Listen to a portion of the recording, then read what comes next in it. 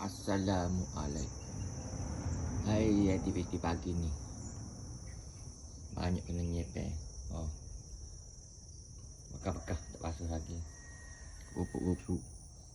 Sama-sama. Alah. Kita kena cari ke tugas pagi ni. Tak okey-okey tak basuh lagi. Bekas tak basuh lagi. Oh.